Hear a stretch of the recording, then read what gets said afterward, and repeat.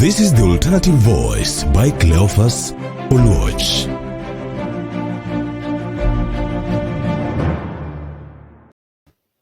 Welcome. This is The Alternative Voice, your number one alternative voice online, where we get to talk to you on matters that you are not able to hear them or talk about them freely outside other platforms. Welcome. I'm your host, Cleophas Oluoch, and this is The Alternative Voice. Tonight, I want to take you through the current trend that we have in our country, and that's about one MP of Kapseret, Oscar Sudi.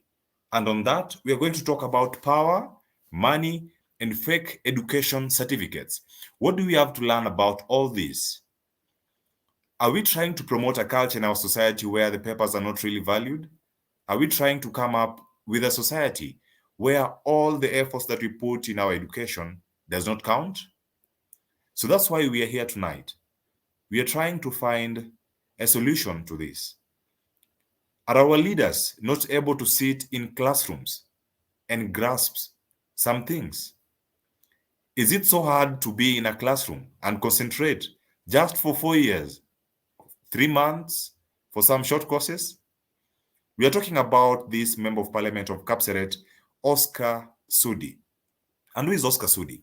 Oscar Sudi was born in 1980. Currently, in 2021, the approximate age of Honorable Sudi is 41. And now, how did he move from the person he was back then to the person he is currently? That's not of great importance. Tonight, we're talking about power, money, and fake education certificates. How are you using your power to acquire these fake certificates? How are you using the money to acquire these certificates? Then at the end, you scale into power and you think you are in a position to buy everything. Today, Kenyans walk to the surprise of their lifetime. Kenya National Examination Council, that's NEC, declaring that MP's name, and that's Oscar Sudi's name, is not in their database for having sat the Kenya Certificate of Secondary Education, KCSE. And when you think that it's just lightly, Kenya Institute of Management just disowned Sudi. Why are these two coming in? First, let me share with you his profile. And that's the profile for Honorable Sudi. The educational background: in 1997 to 1998, he sat his KCPE at Olympic Primary School. This is according to parliament.go.ke. That's the official website for the National Assembly. That's the Kenyan Parliament. 2003 to 2006, he sat for his KCSE, which NEC has declared not, should I say null and void? It's not anywhere close to it. Then on 2007 to 2008, Kenya Institute of Management, where he pursued his diploma in business management. This is a credible source. And are all these lies after these institutions that give credits to our level of education? They've just discredited the honorable member. Is it still honorable after having all these lies leveled against him? That's our member of parliament, and that's the member of parliament for Kapseret. How many are still hiding outside there? So, ladies and gentlemen, it's a point that we can all say there is something amiss. And if it's amiss, at the Alternative Voice, we call it amiss. You use power, money to acquire fake education certificates. Those who are still hiding, your time is coming. Honorable Sudi might be playing a different tune right now. That's why he's in this mess. Your time will come and you will be on the other side, on the receiving end. We are not here to judge, but we are here to tell you fake things don't last. And at last, they'll be made open. Let me take you briefly to an article written by The Standard 5 years ago. That's in 2016. And according to that article written by The Standard, in the year 2000, that's when Oscar Sudi got married.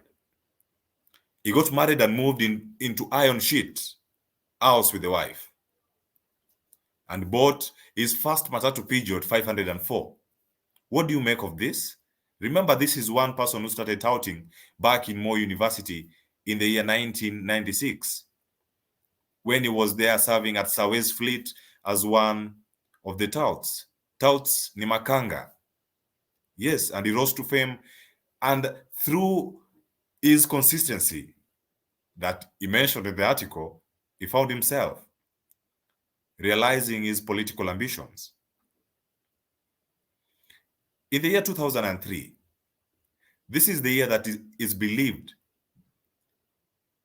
according to the government website, parliament.go.ke, Oscar Sudi joined Form 1. 5 years ago, Oscar Sudi mentioned, business mixed with political connections made him grow. And with that, political interests saw him, that's Oscar Sudi, campaigning for David Koros. That was the MP for Eldoret South constituency. That was in 2003. A Form 1 campaigning for a member of parliament in 2003. And that's where we are all shocked. And from that point, Oscar Sudi has been hitting the headlines over so many issues. Joining me in this live discussion is a lady from Kwale County. We've had her here in our previous shows, and that's Judy Kengo. We want to talk more about power, money, and fake education certificates.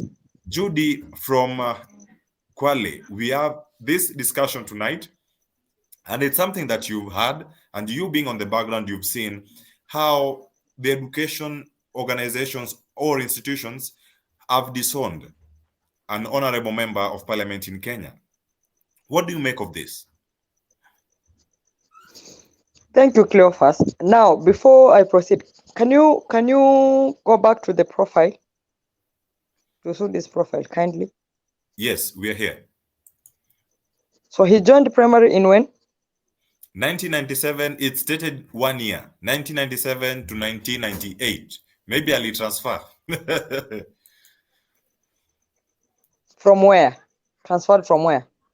It's not Because stated to in the me, government official, in the official site that we have currently, that's parliament.go.ke. In 1997 to 1998, he was at Olympic Primary School, where he sat for his KCPE.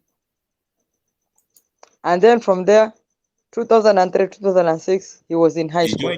He joined Highway High School. And it is believed that's where he sat his KCSE.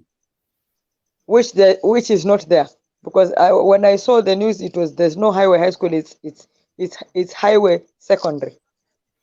Yes, and the Examinations Council also say the code on the MP's KCSE certificate belongs to another a different person's school. code. Yes. Okay, now let's start from there. That is where the rot started. Because I believe in every profile that you make, even now when you're asked to bring your CV, it states which school you went to in primary, from which year to which year. So how comes Oscar Sudi is just 1 year? So he got to the age of class 8 and went to class 8 and did his KCP and went to high school directly. That tells you something is amiss already. Because we cannot be having half-baked information. We need full information. So where did he school? And if we transferred to another school, maybe to Olympic, where was he from? He joined Olympic at which level? Level 8 or level 7? That is one. Two, from 1999, sorry, up to 2003, where was he? Okay, At that time, let's assume there were no fees. So he became the tout you're talking about. Yes. Right? And then the same school that he claims to have gone disowns him. They say they do not know that person. And then not even knowing that person, that school is not even there. Because kwa news walikuwa nasema it's highway secondary school, Secondary not school. highway high school. So already there's a disconnect. And then when did he go to Kim?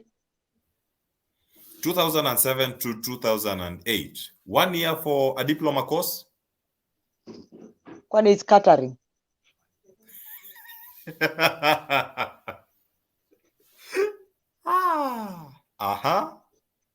I think unless it's a certificate course, but any diploma course goes for 24 months. Least 24 months. That is Yes. 2 years. So he did diploma 1 year and diploma in again. So, Judy, Yes. having seen the disconnect in this case, and things and the map, they're not adding up. What kind of a society are we breeding, and what examples are our leaders giving out? And in this case, this is just a tip of the iceberg, because maybe it's not dancing to the tune of the current regime. It's a rot. That's all I can say. It's a rot, because what precedents are we creating to the young generation? That you can skip levels and get your papers. So what's the importance of people struggling then if it's easier to get papers that way? Just because one has money and one has power? Because he's saying business and political affiliations brought political interests. And he said he campaigned for David Koros. Yes. My belief is David Koros was one influential person, right?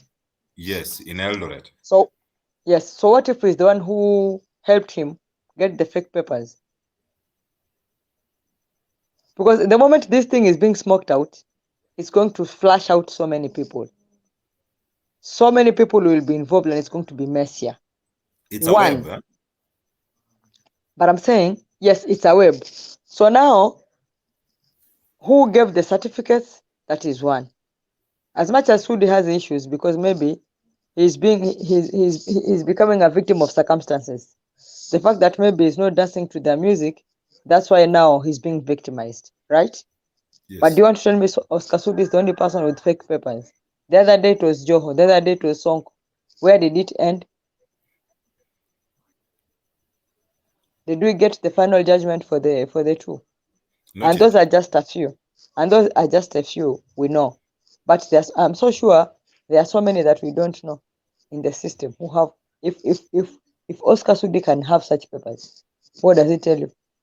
That so many people in the system do not have papers.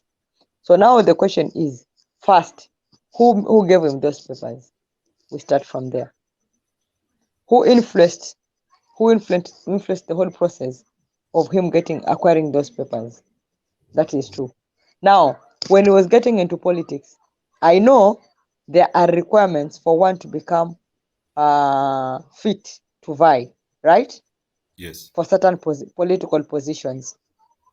So are we trying to say that the registrar of whoever does not verify these papers if they are legit or not?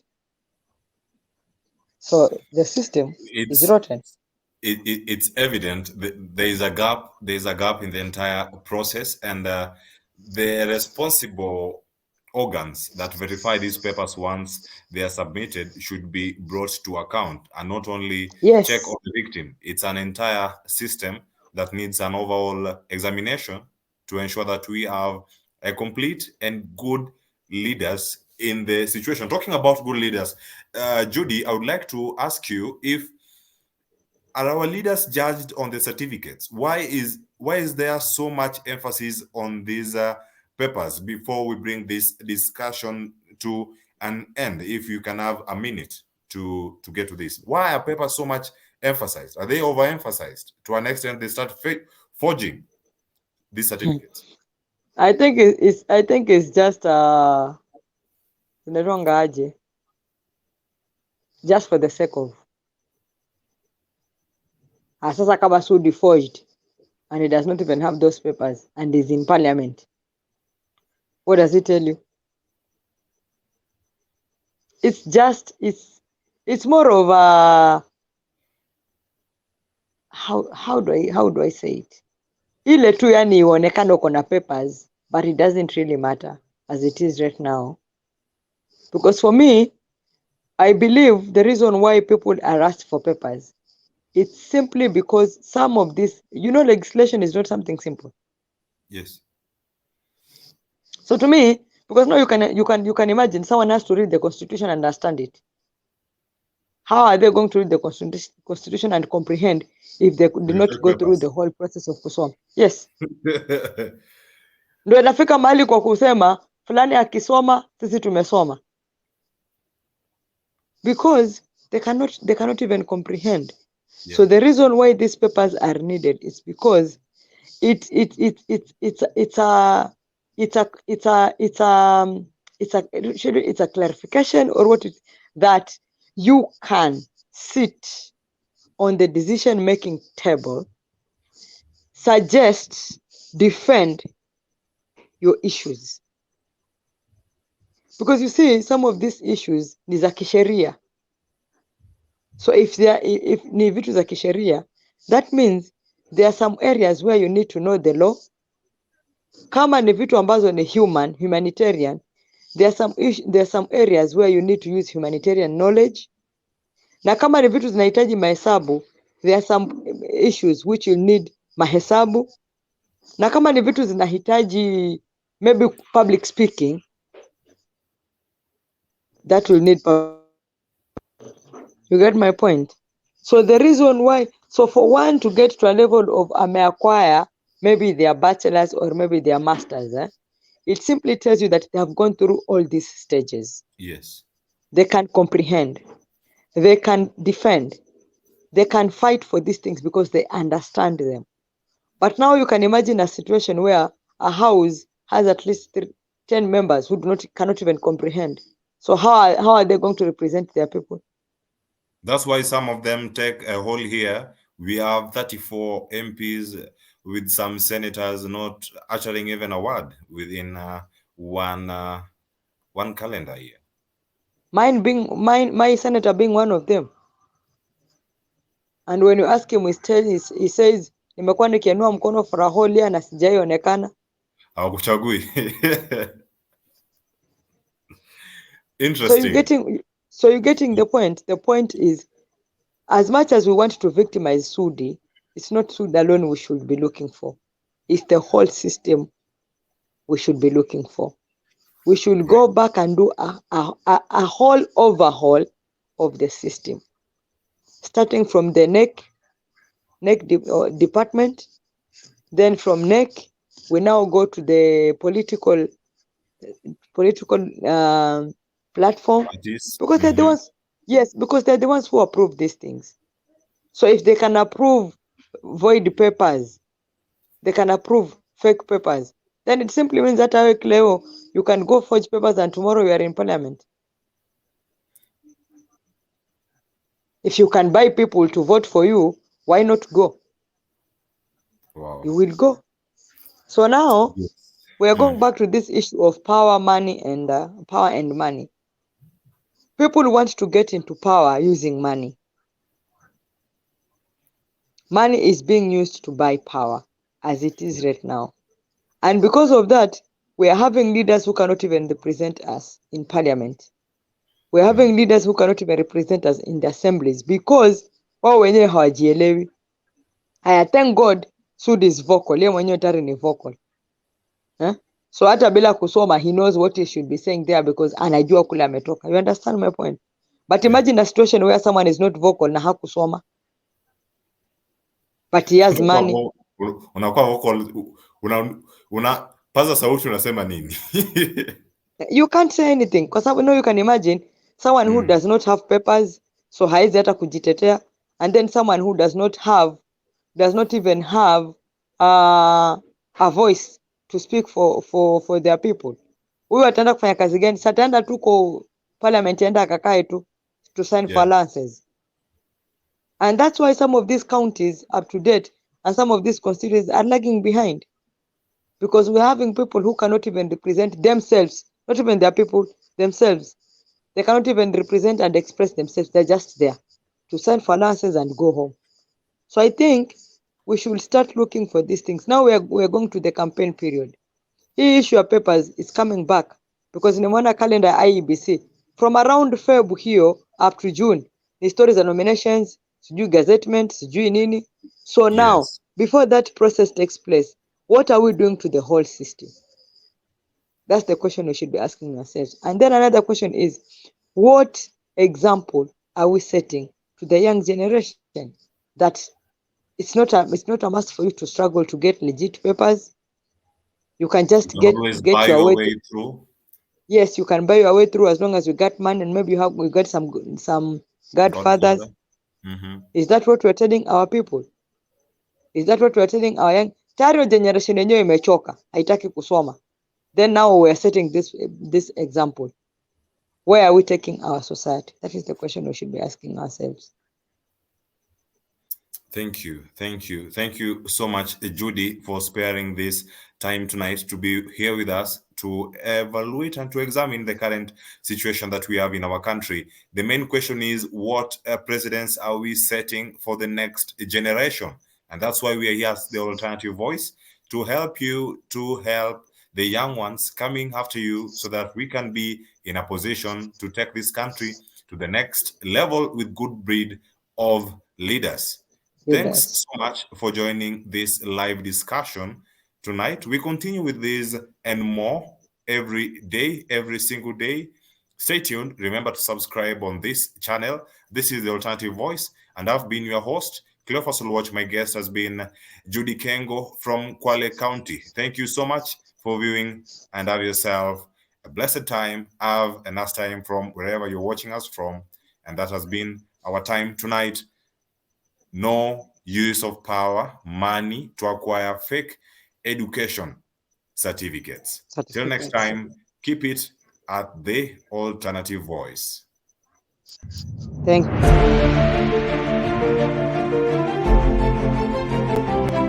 This is the Alternative Voice by Cleophas Oluoch.